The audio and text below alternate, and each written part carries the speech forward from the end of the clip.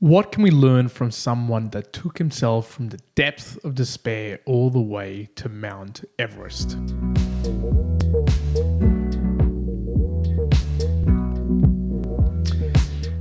Welcome back, mere mortalites out there, to another edition of the Mere Mortals book reviews. Today I have Everyone Has a Plan Until Shit Hits the Fan by Tofe Evans.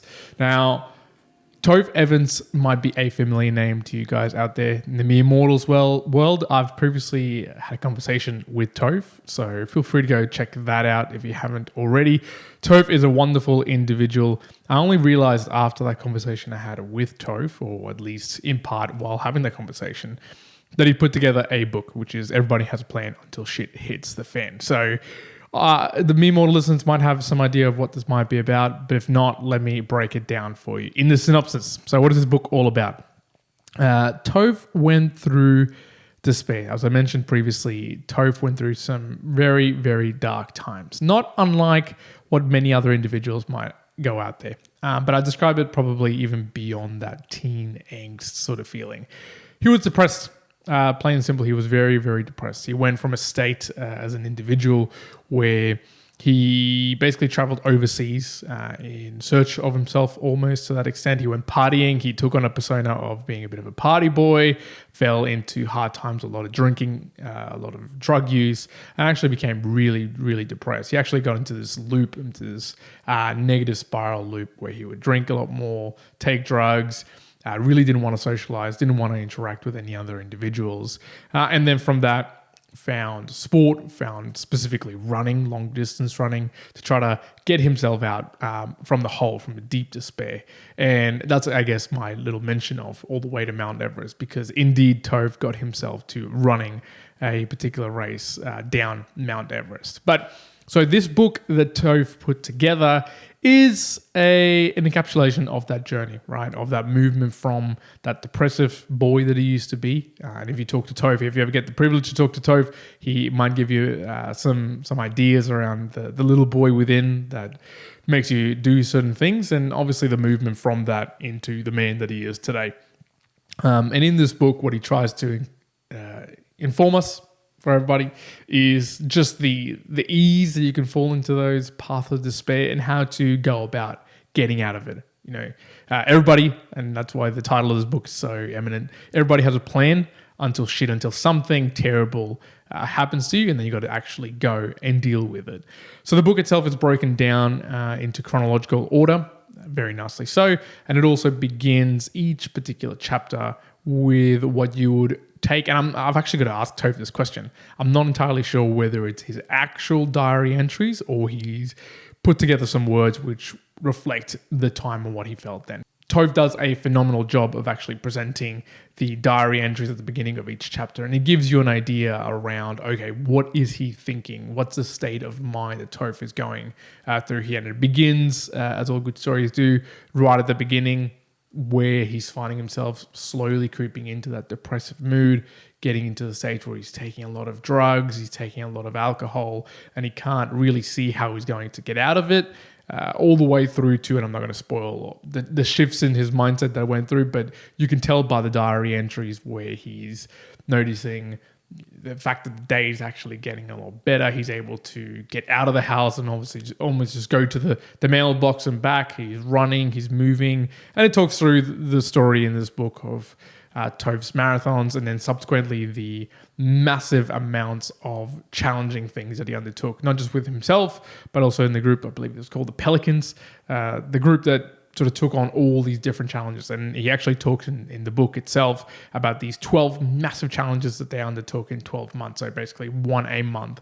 And these pale in comparison to, my 96 kilometer hike pales in comparison to what Tofe and his actual mate were doing in all of these challenges. So they included walking around for 100 kilometers with water basically on the back to support a charitable organization.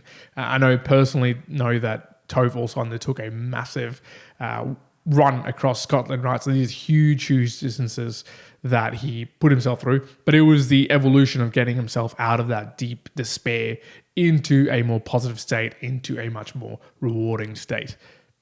The book itself is a quintessential self-help book.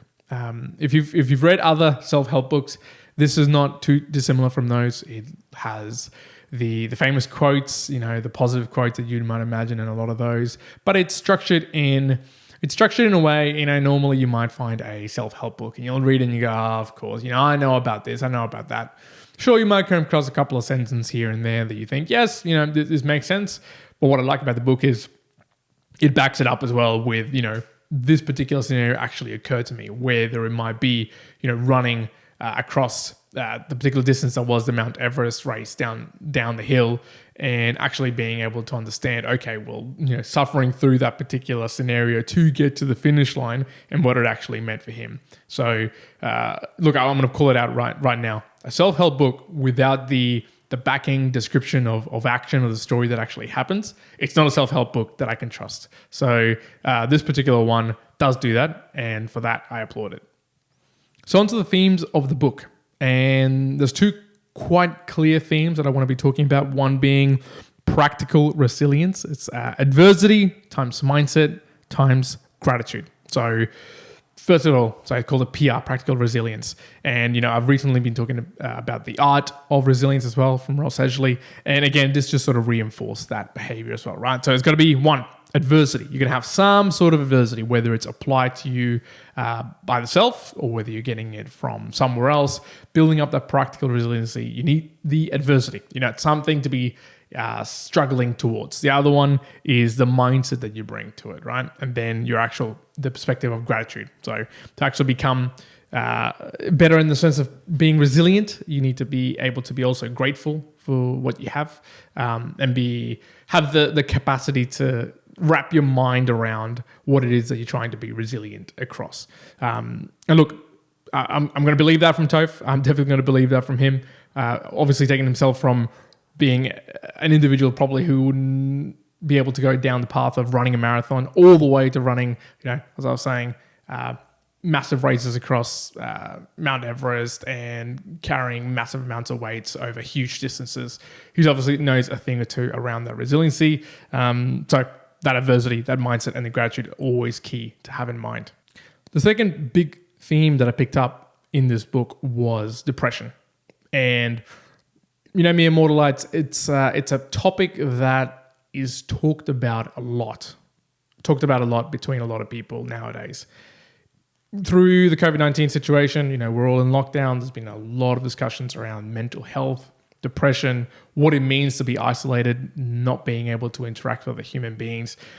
A lot of what Tofe talked about in his depressive state is not the usual type of depression that I would say comes up in conversation. This is almost, for a lack of a better word, deep depression. This is where you're in this OODA loop, this continuous loop, this negative loop where, almost every action that you are taking is taking you further and further to a worse point. This almost, you want to do something, but the only thing that seems to be in mind is, go take drugs or alcohol or take some sort of path which you almost know is worse off for you, but you're going to have to take it anyways because that's the only thing you can do.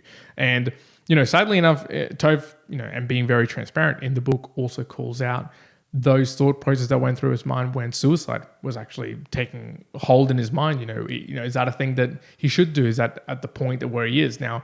Luckily enough, he didn't follow through with that particular thought process, and it's not like he's going down individually into that particular mindset path and how he got himself out too in detail ingrained. But I'm glad that he obviously did.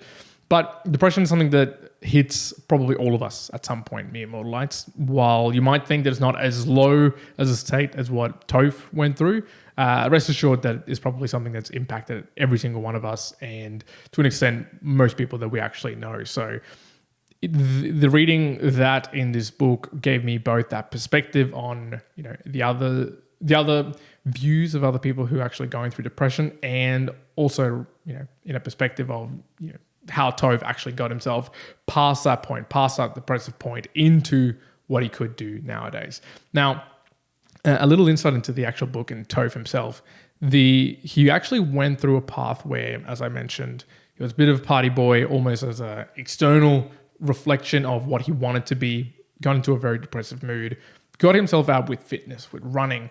But what this book doesn't show, given it was a couple of years ago, was that Tofe actually then hit a second point of depression. He actually almost built his persona around fitness, around running. And then with that transition, he actually found a couple of issues in runs, particularly one of the runs that he did across Scotland. And he actually fell back into a bit of a depressive mood. He almost all of a sudden had shifted the problem from the drinking and the drugs to too much of running. He almost became the person who had to be a runner when he wasn't doing it. And then when he couldn't do it for a period of time, depression sort of took over again. But what was wonderful about knowing Tofe is that he was able to put into use the learnings that he actually take from this book to get himself back out. And knowing Tofe now, it's not like everybody can say, oh, you've completely vanquished depression, you've gotten out of it. No, we actually all deal with the issues, the troubles, the angst of everyday life. But it's putting into play some of the ideas, and he actually talks about the mind hacks and the 25 cognitive biases we all really succumb to in a day-to-day life. And it's not something that we know, you click, everything fixed up. No, you actually have to apply. You have to pay the dues every morning to ensure that you get a pretty resilient mindset. And that goes back to that original practical resilience as well. So, my actual observations of the book at hand and some of my takeaways as well were, and knowing obviously Tofe as well, is that the idea that fitness and striving towards purposeful suffering. So I actually wrote it down here, purposeful suffering. It was something that Tofe called out from Joe DeSena, who's the owner or the creator of Spartan Racing. And that purposeful suffering is something that I really can get behind. I've had some conversations with Karen about this at the Mere Mortals. And I don't know if I'm in the same line of thoughts with Karen around the purposeful suffering, but for me, that idea of putting yourself in a purposeful place, in a position where you're suffering for the greater good of your resiliency. So for me, it's putting myself in a purposeful suffering when I go and train, right? And in the past, let me tell you, it used to be about looking a certain way, being able to be fit and healthy in the right size and right shape. That's now shifting towards being being a functional mover, whether that's going to be for swimming, for running, for training, for CrossFit, whatever you may have, just day-to-day life. But again, for me, it's still the purposeful suffering to be able to be prepared for what life throws at you. So that's that resiliency aspect. But similarly, it's also the putting yourself in a purposeful suffering when it comes into mental states. So we're talking about being depressed, right? So what are some of the things that you can do to put yourself in a perspective where you're purposefully making either it challenging or you're actively chasing down things that maybe you're fearful of, not in an absolute extreme way where you're going to get hurt or something dangerous is going to happen, but putting yourself the right foot forward and in saying, okay, I am almost hardening myself, getting myself ready for what life throws at me so that in this purposeful suffering, I am ready for the unavoidable suffering that life will throw back at me. So that was sort of my personal observations and takeaways. I'm going to not actually give you a ranking for this book because I believe my view of the book is very much clouded in the fact that I know Tofe, I read this through and I really, really assimilated with the idea, the story that he was talking through. So I'm going to say it was a good read. It was what you would expect of a self-help book. It's a quintessential self-help book. And one key thing actually that I probably didn't mention, and I'll mention it now, is the book's actually structured in a pay what you feel book, right? It's pay what you feel like. And a lot of the proceeds also go to I'll say 10% of all the book sales go to living. So an actual, I should actually go and have a bit of a look, but I believe it is just a sort of a foundation that also supports, proudly supporting living. So I probably would recommend for you to go and have a look at this book and grab it and pay what you feel like it, what you feel the value is. I believe that you can get quite a lot of value from this. Tofe is an awesome guy. He's able to really spell out what is on his mind, whether it's speaking or in the written form as well. So everybody has a plan until shit hits the fan by Tofe Evans. How not to be the bitch of your own brain. Couldn't be said any better. Folks, that's all from the Mere Mortals here. Juan saying out. I hope you enjoyed the book review. Make sure you follow along on all the platforms. Until next time, Juan out.